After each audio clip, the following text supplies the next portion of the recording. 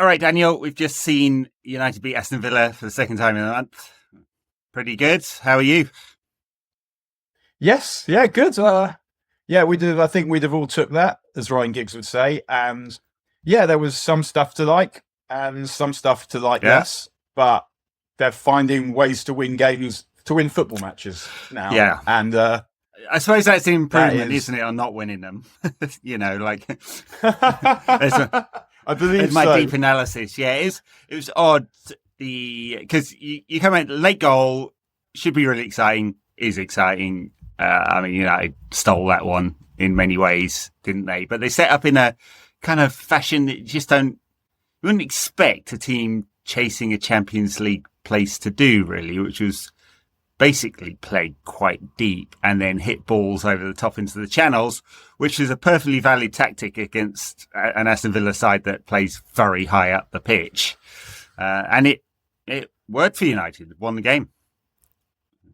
Yeah, I think one thing I've kind of noticed for the last few games is whenever, like in the day of the game or the day before a game, like one of my mates would always send each other a message like "team today" or whatever ? And we're not doing that at the moment because more or less know what the team's going to be, and that is progress. I mean, there's obviously still issues in the team, but just that continuity of selection is.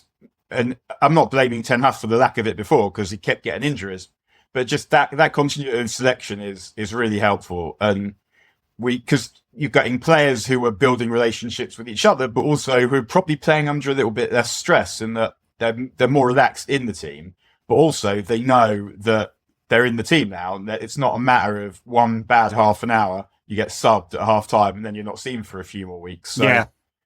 I mean, it's also, did you hear Ten Hag gives an interview before and he's contorting himself trying to explain that actually both Maguire and Varane are the greatest left centre-back that ever lived?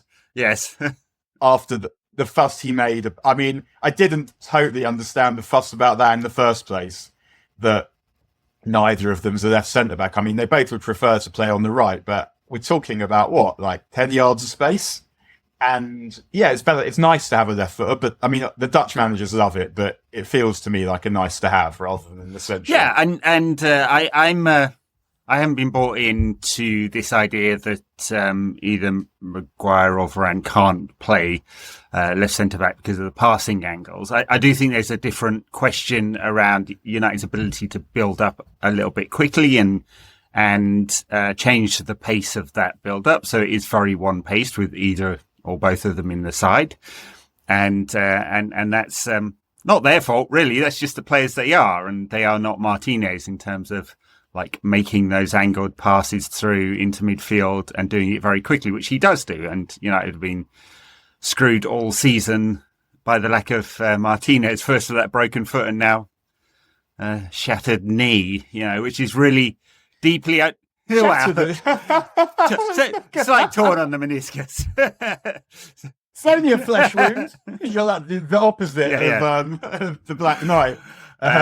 So I mean that's not Ten Hag's fault. Other stuff is, and I think I said on Twitter he doubled down on the thing that doesn't work, which is putting Scott McTominay into midfield. Although he didn't play in midfield. He made 4 passes in his 23 minutes on the pitch and had 1 shot, which was a goal.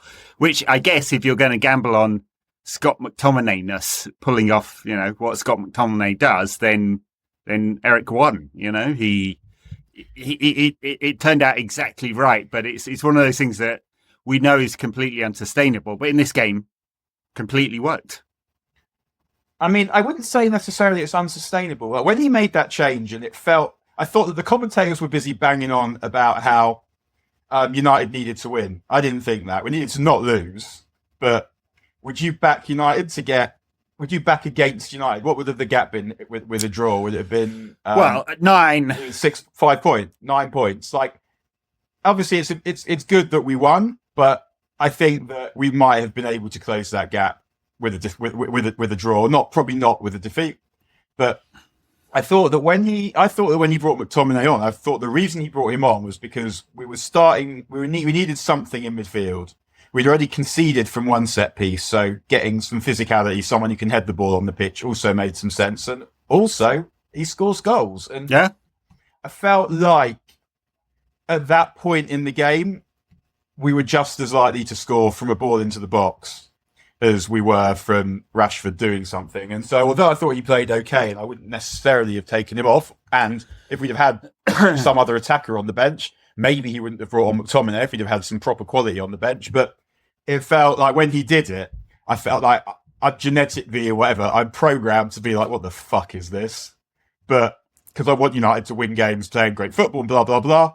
But I didn't feel like we were less likely to score when he came on. And I actually thought when he came on, we looked much more like we were going to than we had done previously when we were under it a little bit. Yeah, I mean, he basically played up front, right? So his average position for those 23 minutes is the highest player on the pitch. And so that's the gamble. There's the gamble was that he is the man who's going to get in the right positions to score a goal. It wasn't, as Gary Neville said, to come on and try and get some control over the game. United didn't try and control the game. They just sat deep and narrow for that last 20 minutes, which is a perfectly valid tactic. It's not one that wins you leagues, or at least hasn't been since Blackburn won in 1995. But that's where we are at the moment. We're a very inconsistent side that's not playing great football, and Ten Hag is a pragmatic manager who's doing what he can. And the fact is, there's 4 wins in a row. And it's hard to argue against that, isn't it? I mean, it's United's best run of the season by miles. Yeah, also, I wouldn't totally agree that you can't win the league playing that way. You can't win the league playing that way in every game. But most teams that win the league will have to play that way to get a result occasionally. So having the ability to do it is actually quite useful. And I thought that one of the things that I've been pleasing me the last few weeks is we're not boring anymore. It's like we were involved in some fucking stinking games this season, some all right ones as well. Often that ended up with us getting beat. But I felt like we got to a point in the last season where United went to try and win every single game. And if it was crap, it wasn't because they were trying to make it crap on purpose, which 3 of the 4 post-Fergie managers were literally doing on purpose. And it is now the case that we're starting to participate in some actual fucking football matches. And that is really pleasing. And you can see in the process that it's building the team spirit and the mentality, that the way not just they're celebrating their goals, but the way they're celebrating their defensive actions. When did this become a word? Like, I guess, is it one of the words that was basically brought into football by people speaking a second or a third language? Being in a good moment and doing good actions and shit like this. In this case, it might be Opta. I mean, it's always been difficult to describe what a defender does, doesn't it? And then when you're trying to put a label on it for data collection, it's a defensive action. But I mean, talking of the defensive actions, it is not Victor Lindelof's fault that he was brought on a left back. But I felt like you just had to put him out of his misery. I mean, you'd take him to the glue factory, wouldn't you? And just, put the screen around him and shoot him, the poor lad. Like, everything was going wrong. It got to the point where he was trying to make a pass and fluffing every single one. And I was like deeply sorry for him, and deeply unfortunate for United, because it completely screwed up the momentum, didn't it? In the 20 minutes of the second half. Shaw is off, and suddenly United can't build up down the left anymore. And so anyway, the defensive actions on Victor Lindelof were mainly to pass the ball out to a Villa player and leading to one of Villa's 23 shots in the game. Yeah, I mean, this is one of the problems that we have now, is we're still an injury away from Maguire and Lindelof. Yeah. 1 injury away from one of Maguire and Lindelof, and 2 injuries away from the other. And it's taken fucking 2 games. 2 games to get there, back to Maguire and Lindelof. It's like some kind of weird version of Mornington Crescent. Maguire and Lindelof. Yes, but, and I mean, equally is long running as well, I think, isn't it? Maguire. And they played about 500 games for United between them, unbelievably. It is unbelievable how many games Victor Lindelof played for United. But I thought that we started to start games well. And this is extremely encouraging, that they're actually aware of the fact that competitive sport is taking place when it's taking place. And this was something that had eluded them for quite some time, that they're starting games properly and they're getting goals early in games now because of it. Whereas previously they'd sort of, we're not going to bother doing that. We're not going to try and score for the first half hour or so. And often by that point, we'd be trailing. But I thought that, we could have scored before we did. And what we're seeing, I'm really enjoying the development of Garnacho, who is a proper footballer now. He is, and it's completely changed United's attacking sort of dynamic, hasn't it? Having two players that will attack. And with Garnacho on the right, actually deliver balls into the centre as well, because he doesn't solely cut inside when he's playing out there. Completely different. And not to bash away at my other agenda, which is Anthony, but... I'm sorry? That's it, yeah. I'm bashing away at Anthony. He's got an absolutely massive agenda. Yeah. Oh, dearie me. Maybe that's why Ten Hag paid 100 million for him or whatever it was, but... I was talking about Big Ed Bob. Yeah. That's it. I am massive in my own little world, yeah. But it completely changes United's attacking, like just the way United attack, doesn't it? Having two players who will run, and then Hojlund through the middle who will run into channels, and he's scoring strikers' goals as he did with the first one. A simple goal from 7 yards out. It feels like it's been a very long time since we've actually had a player that does that. 100%. I've got exactly that on my notes. Striker's goal. We're going to do Hojlund in the bonus content, so I guess we should put him down here. But talking about the forward line, all three of them have pace, and all three of them can run with the ball. And two of them, I think Hojlund and Garnacho, are really decisive when they're on the ball. Rashford, you feel like he doesn't really know what he's doing. Whereas what I like about Garnacho is even when he's making the wrong decision, he commits to it and he does it. Rashford, you're kind of thinking, should he do one more weave? Should I duck inside? Is he going to shoot? And it feels like he's not really sure himself until it happens. One thing that's annoyed me about Garnacho, though, is he hits the bar off with that shot against Newport. And he's now putting balls across when perhaps he shouldn't. And I felt like the grief he got for not putting that one across was marginal. Like, it sat up really nicely to hit. He absolutely twatted it and hit the bar. So, and when I know that hitting it square for the tap-in, in theory, is a really good way of playing football. I hated it when Wenger's Arsenal did it, and they kept scoring tap-ins, because it makes sure, it turns like a 60% or a 70% into a 95%.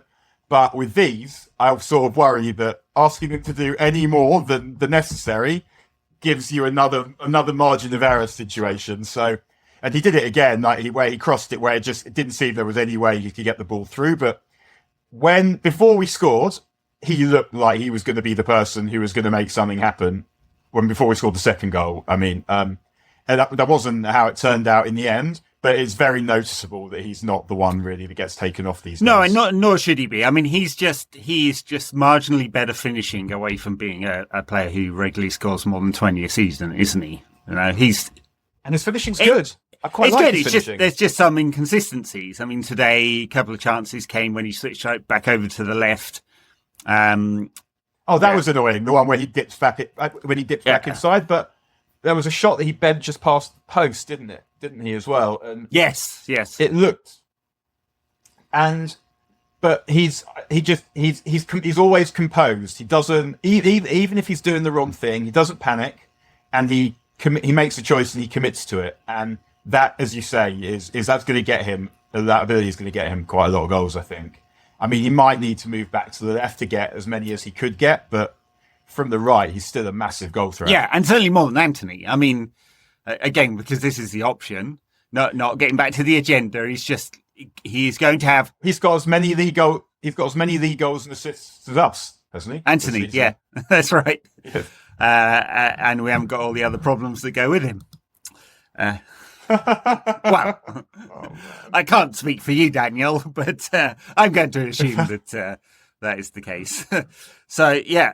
Oh. Yeah, look, and Anthony is a Ten Hag sacking away from a loan to Sevilla or something like that, isn't he? And one of the many, many problems that we'll have to look to sort out under the new management this summer, because it's going to be probably United's busiest summer ever in the transfer market, I would imagine, in terms of squad turnover. But for now, I feel a lot more confident in that attacking lineup to do something. Today, it was all about transitions and finding space. And, as we said, Villa play a really risky game, which is not quite working for them at the moment. I mean, they're 23 shots today. A lot of that is because they do play so high up the pitch and compress the space, and United couldn't play out, and they got quite a lot of turnovers. But the flip side of that coin is they just left so much space behind, and for our attacking players, and as a result, and partly because it's Bruno, but partly as a result of the way Villa played, Bruno had created 8 chances today. 8. So, which is only one player, Alfie Doughty, don't even know who that is, has created more chances in a single game than Bruno did today. And that's the thing with Bruno. Again, I thought he was quite solid today. Like, he put in a shift without being devastating in the way that he can, and he still created 8 chances. I can't name them, but maybe that's just because I'm old. I don't know. But what I also thought I'm starting to like about this team is, especially in the first half, we're starting to double team opposition players. Pretty earlier in the season, it always looked like the other team had more players than us, that they were somehow getting 2 and 3 men around us whilst finding space themselves. And I felt like today was the other way around. And you talked about the 23 shots that Villa had.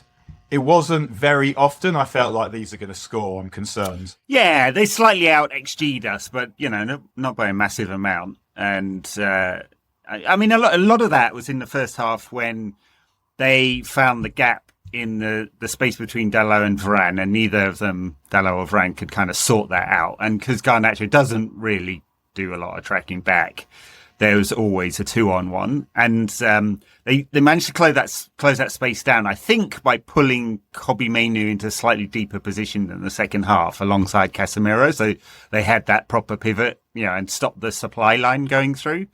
Mind you, can we talk about Casemiro's yellow card, which was entirely based on reputation, wasn't it? Because there was like clear blue water between Casemiro and Matty Cash. I mean, it's a meme now, isn't it? Casemiro's reaction, which we're going to see forever. But I mean, come on.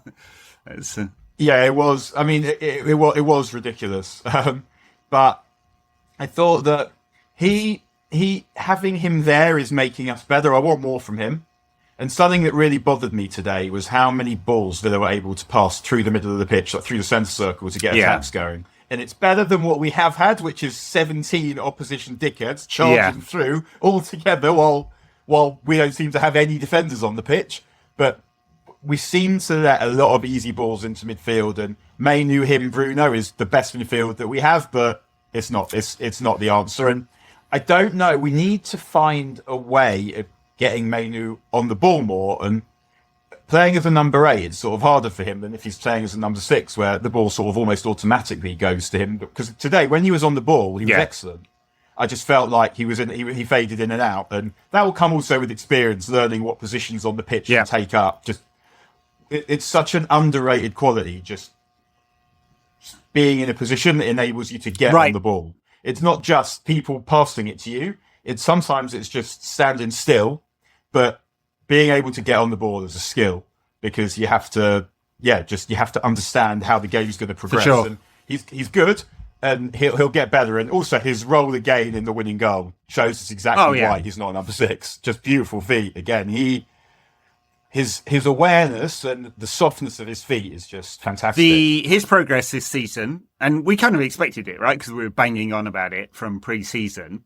But his progress, probably even from the season before last, though, because I remember, as I keep saying, it's the first time I saw him play. I was like, okay, this guy, and I mean, I haven't been as certain as I probably said this as well as anyone since I've had Nani Ansai or James Wilson. or Ravel Morrison. Yeah, it's that's exactly what he is. He's the Ravel Morrison we didn't have, and Ravel Morrison was the last.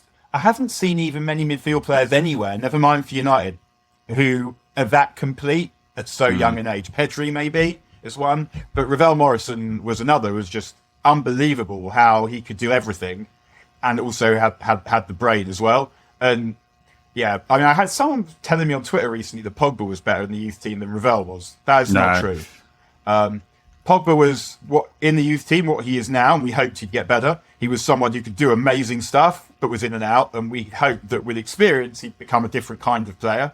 And Ravel Morrison was the player that he always was, and player that Kobbie Mainoo is someone who is able to be much more involved in the game because they can do so many different things and they've got such drive. And the winning goal was a belter. It was kind of one of those goals. It's not like, oh my God, what an amazing goal, but it's the kind of goal that you never really see in the football that we'll have played in, because the actual skills are just so difficult, like cross header. Like you almost never see them at those kinds of levels. But at professional level, it looks almost de rigueur, but the execution of just those three things perfectly, the Mainu, Dalot, and then McTominay, were just perfection. All of them. Absolutely. And it's one of the reasons why Kobbie Mainoo has such a high ceiling. I mean, just executes everything absolutely brilliantly. I mean, I think you're right. He will get... Are you calling him a short ass? Yeah. I think you're right. He will get increasingly... he had like 50-something touches today. As he understands space better, he's going to nudge that up to 100. We haven't had a midfielder that is able to regularly get 100 passes in a game since Michael Carrick.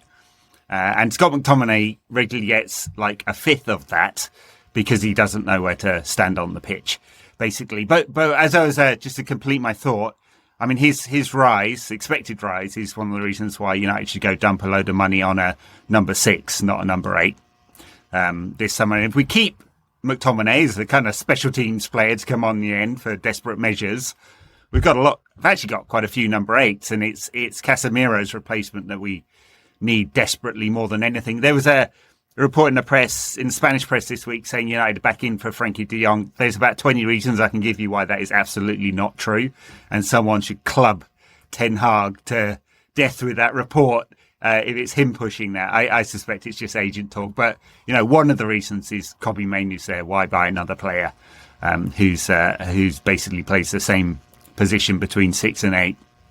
And yeah, I mean, I think if you're getting Frankie, if you were, then I would feel like you'd probably got to get rid of Bruno. So, maybe the case. Yeah. If you were, I mean, I'm sure it's nonsense, but I just seeing as, because if you were to have, if you're getting Frankie and Mainoo and they're your 6 and your 8, then you're a possession team.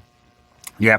And it may be that you could have Bruno as a 10 in the possession team, but it may also be that what you actually need is someone who runs about to that extent, but just little passes, keep him play going, and maybe it'd be more that kind of thing. But one thing that it is nice to see is also, because it should have always been like this with these players, however whatever's going on at the back, that you now should have to score twice to get a draw against United. This team should score twice in every game, really.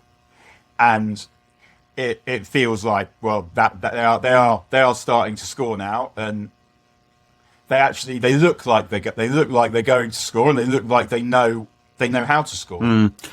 That they have options and ideas. Well, it's ridiculous that Villa have basically scored 20 goals more than United.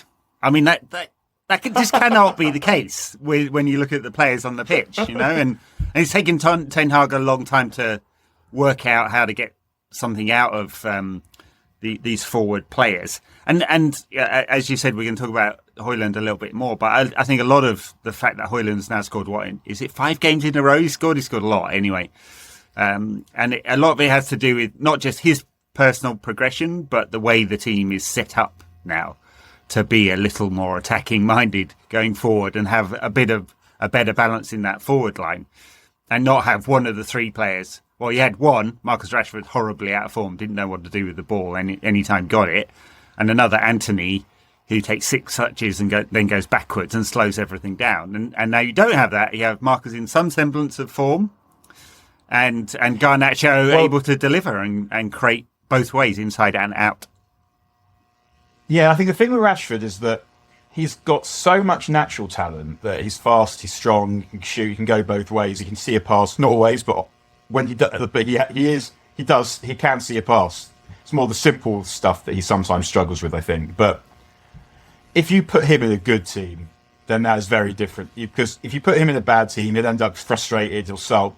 He won't necessarily put the shift in. But if you put him in a good team that's playing well, that's getting him on the ball, like this team is now, like they're not even good yet, they're better, then he's immediately going to be a different player, just because his natural abilities are so strong that you're just, like you put a strong, fast, skillful attacker into a team that's playing well, then that would be good. And I think one of the things when I felt like we should really have made more better chances. It's just there's still that sort of lack of imprecision too often, where United had quite a lot of good situations and they didn't really make Villa defend them. There'd just be a wrong decision or a poor pass, and it won't be like that in every game. But I found that quite frustrating in the second half, that we did make quite a lot of good situations. We just weren't able to do anything with them. Yeah. That win has taken us up to 0 goal difference. And, look, 14 games left. We are now, 5 behind Villa and 6 behind Spurs. 5th will probably get a Champions League place. It's not guaranteed. I think they said on Sky it was a 70-something % chance. and it would take all of all of the Premier League's European performances to be really crappy from here on out, to not keep the Premier League's coefficient. It's like, as it stands, I think it's absolutely nuts, isn't it? Sorry, just a quarter of the league are going to be in the Champions League. What? Yeah. Yes, I mean, it's a whole other discussion, isn't it? What the Swiss model is going to look like. I think we'll do that as a bonus content at some point. But what Swiss model? So the new Champions League format is that. Yeah, that was a joke. I thought you were talking about our girlfriend. No. Yeah, Big Ed. Yeah. I don't think the wife listens to this, so it's all right. You don't think? I'm absolutely certain that my wife does. She's never professed to, so I suspect not. I know for 2 reasons. One, because I just know that she wouldn't, but also I've never had a Daniel about this particular thing amongst the many Daniels I receive over the course of an hour. Yeah, exactly. So anyway, it's not that many points to make up now. Can United get enough consistency over the next 14 games to get enough points? I mean, we're on 41. Another 30 would pretty much guarantee it, I think. 30 out of 14 games. I mean, it's doable, isn't it? We're scoring goals. I mean, and all the difficult games are at home as well. City, Liverpool and Arsenal all at home. Hopefully, Arsenal's towards the end as well. Hopefully, they'll have won the league by then, and they'll just be on the piss. But I think that we still do have this control issue sometimes. But Villa are one of the better teams in the league. We controlled it for 20 minutes against them, and I guess some sort of credit where it's due. When they started to sort of get on top of us, we did have a period where we passed the ball quite sensibly, and it looked like they kind of understood that this was a point at which they needed to just stick in there. And they did do that for a bit. We should also, I guess, say, because he's the person who I guess I'm the most terrified about ruining it all for us is Onana. And he was good today, relatively speaking. Yeah, a couple of moments where he gave Lindelof a dodgy pass in the second half, but I made a couple of good saves, including one that was it Douglas Luiz who came through, and or Ramsey, I can't remember which one, but that was an excellent save. And yes, I mean, he is terrifying because he's just not very consistent. But that's we talked about him a lot. That's what we're going to get from him. That's what we're going to get from him now. But can we have some fucking passing, please? And maybe I'm sure this isn't all his fault. It's the angles and whatever. But now the players in this team, I mean, even without Shaw and Martinez, we should be able to see something from him.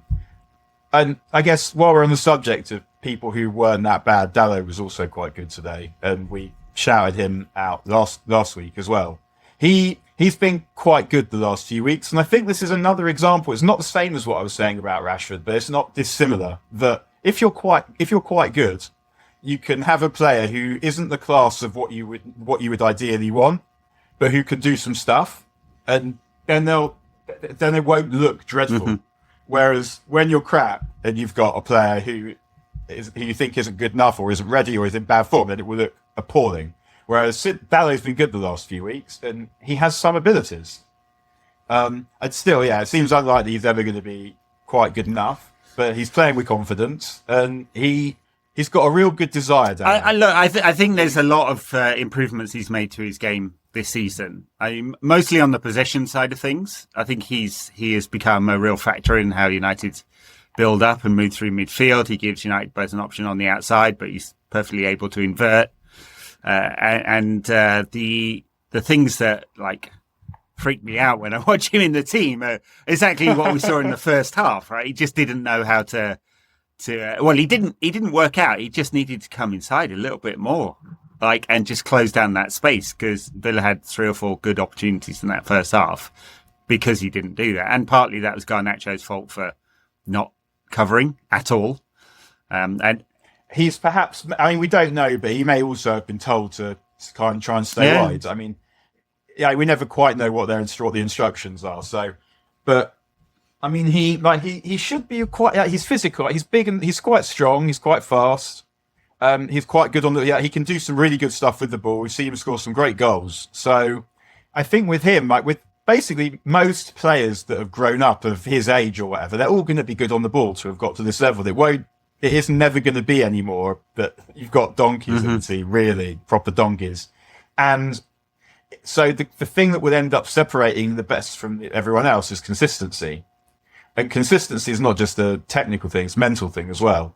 And it is, I mean, he just having better players around him, having the same players playing near him all the time. Yeah. And United winning is helping him. And even before the cross for the goal, which was excellent, like as McTominay said in his interview afterwards, he's just like, he said the cross was so good, basically. He just had to let it hit him, make sure that it hit him, and it would go in if it was on target. But yeah, he's not someone I now see the team, and I think, oh, for fuck's sake, man. I don't know if we've seen any post-match reaction from Ten Hag on what happened with Luke Shaw, but talking about the other fullback, if he's out for any length of time, that's going to be a major blow. I mean, Dalot at the moment is the only fit fullback, because I don't know when Malacia's coming back, if he's ever coming back. Not even sure what his problem is. I don't think the club have ever said. It says, Carl Anker says Luke Shaw's taken off at half-time as a precautionary measure. Hopefully. He's got a week until the next game. Hopefully they're just being careful with him, as they should be. It does seem slightly strange that as fairly crap as Sergio Reguilon is, that United let him go, basically to save money, right? With no return in sight for Malacia.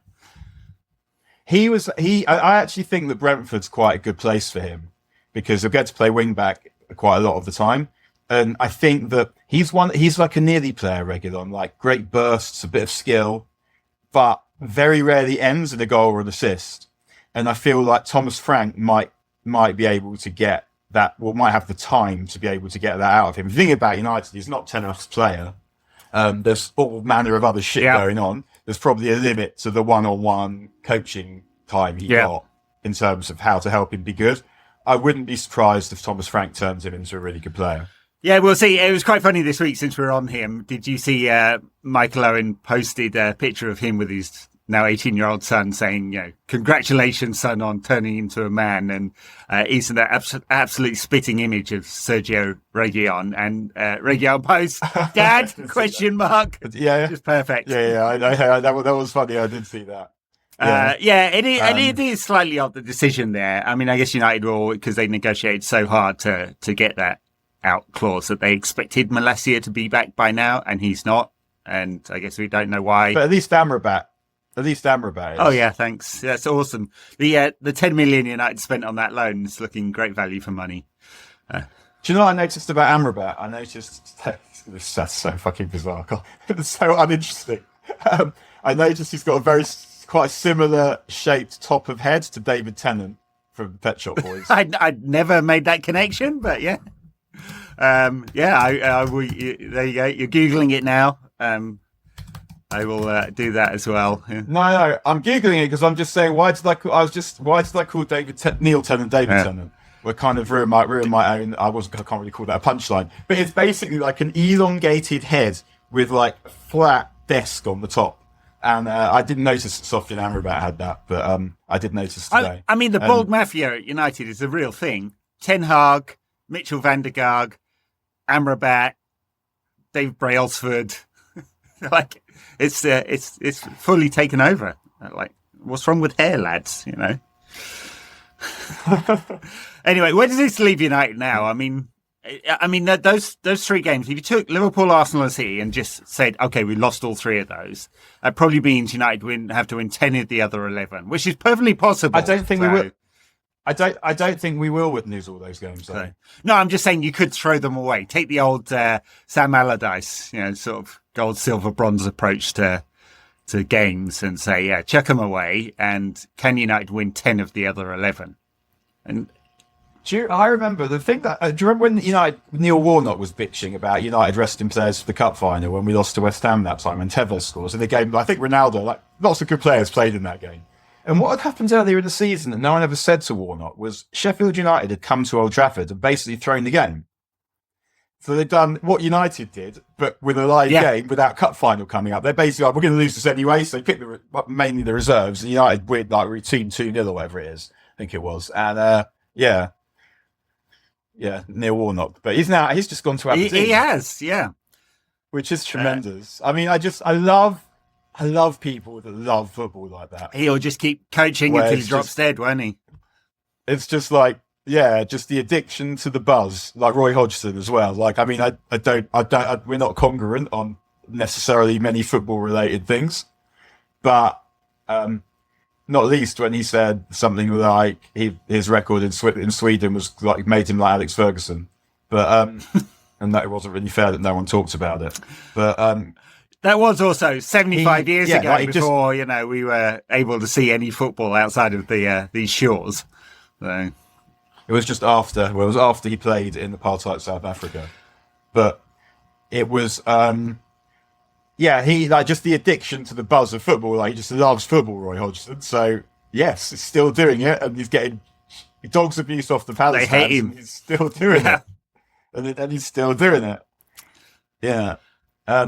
I mean, it must be frustrating for them because they'll do well to have Eze and Elise next season, and they're having a bit of fun with them. But a better manager would get more out of them for probably the final 12 months that they've got. Yeah, they. I mean, it's slightly off topic, but they do have some problems because John Tester basically can't afford what he took on. I mean, he bought Palace, or a majority share in Palace and in Lyon, and he's having an awful lot of financial trouble and may be forced to sell some of his assets in Lyon, and nothing to do with UEFA and multi-party ownership or anything like that. He just can't afford it, and so we'll see what ends up happening with Palace and whether he's able to sort his financial situation out. But it looked like they, as a club, were trying to move to buy young, improve players,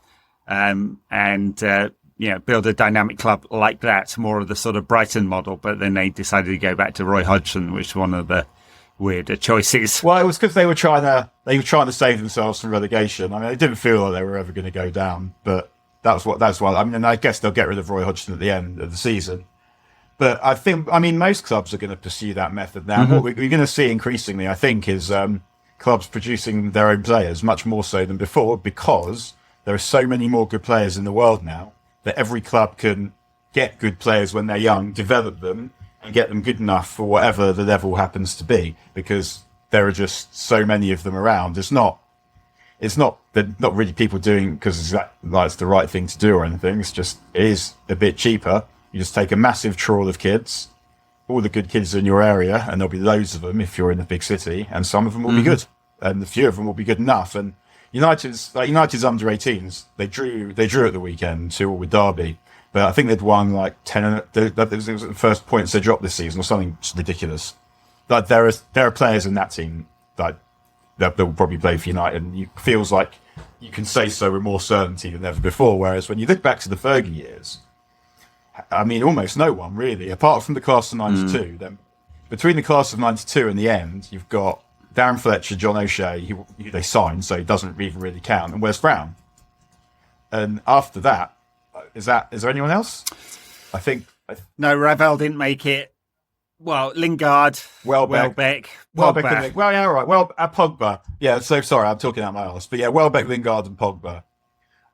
Lingard, and McT since then. But I mean, Lingard's not Fergie year. Lingard made his debut under Van Gaal.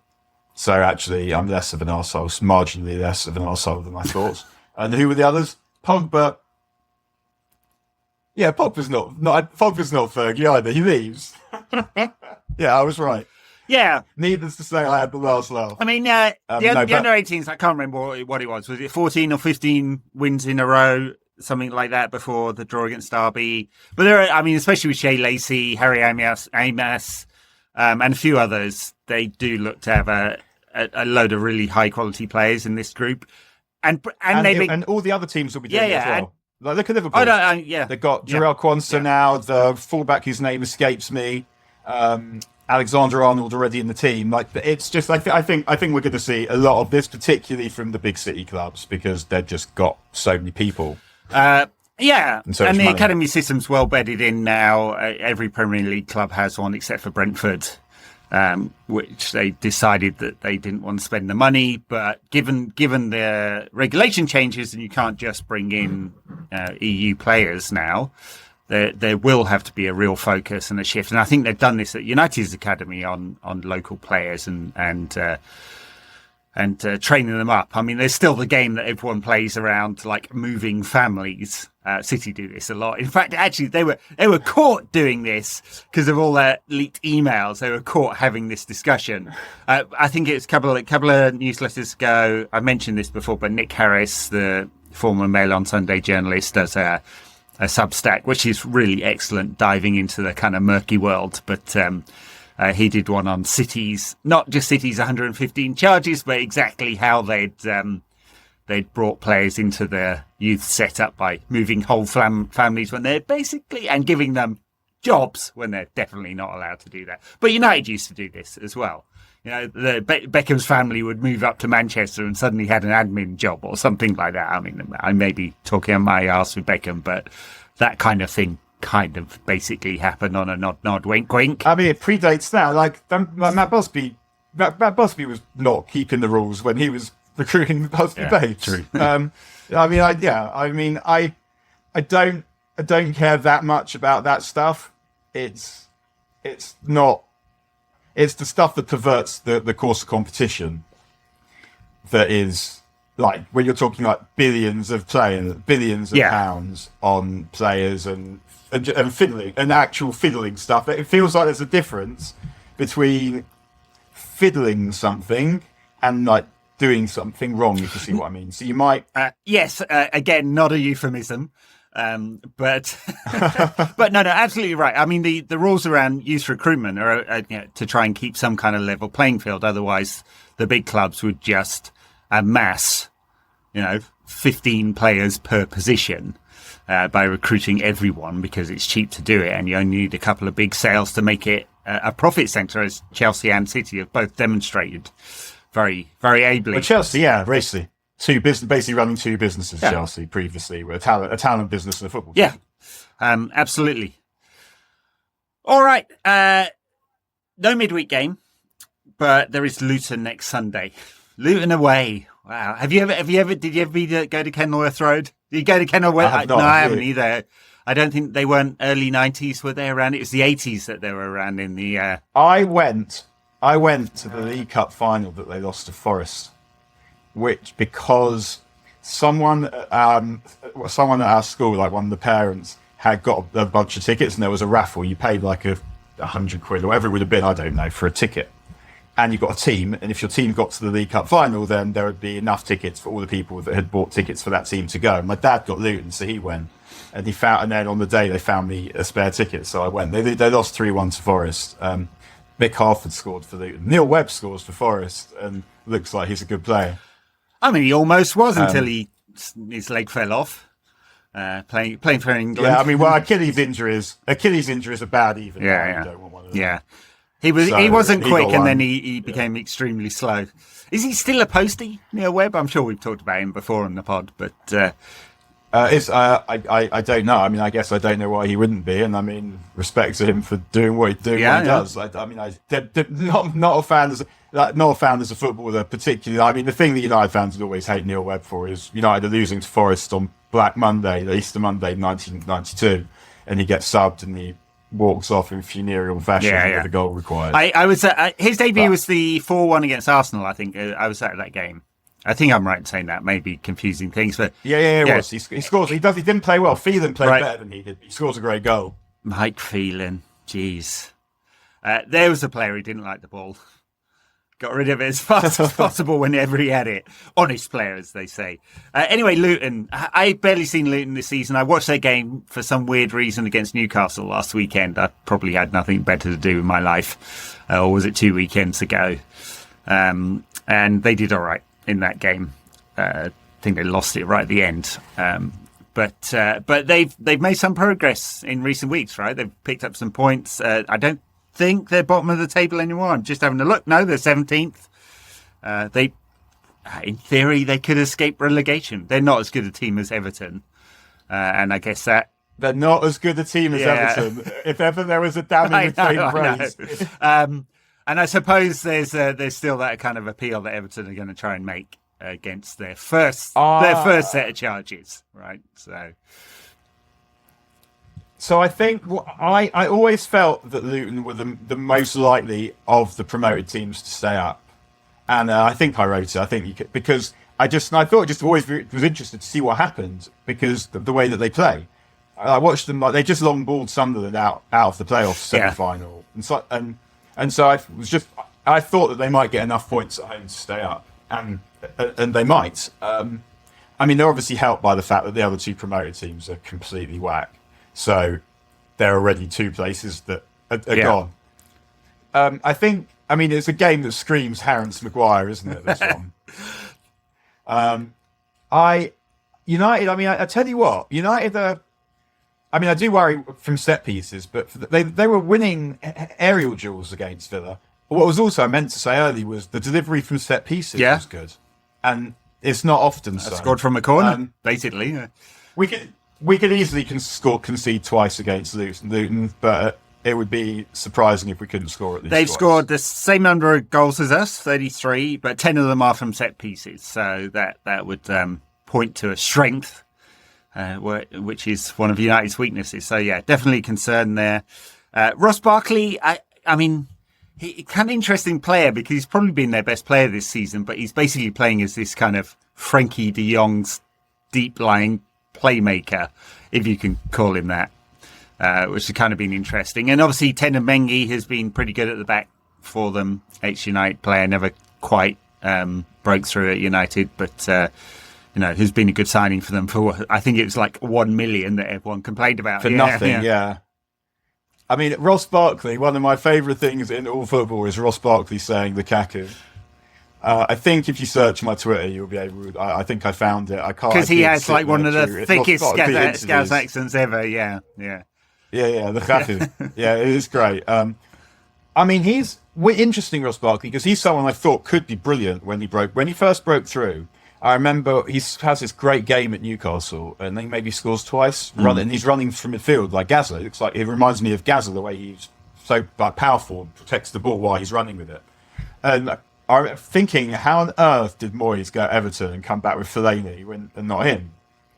But he never quite developed, and it felt like his brain was perhaps a little bit behind his skill level, but the position that he's playing now requires quite a lot of thought. So, yeah, I mean, I'm kind of quite pleased for him because I think he's got a lot of talent, and he became a bit of a joke where it was like, especially when he was at Chelsea and Sarri was it after an hour, 70 minutes, every game was either Kovacic for him or him for Kovacic. But yeah, I mean, obviously we should beat Luton. But what I like about them is that they'll make it a test. They'll make it a game. It'll be physical and it'll be testing. But we should be good enough to get that done. Yeah, all right. Well, we'll probably dive into that in even more depth in the midweek pod. I guess that is it for now. Backers. Patreon.com/NQAT pod. You can get our extra show. This week we're going to talk about Rasmus Hojlund in a bit more detail. You can also find us on YouTube, youtube.com/no question about that. And we're on.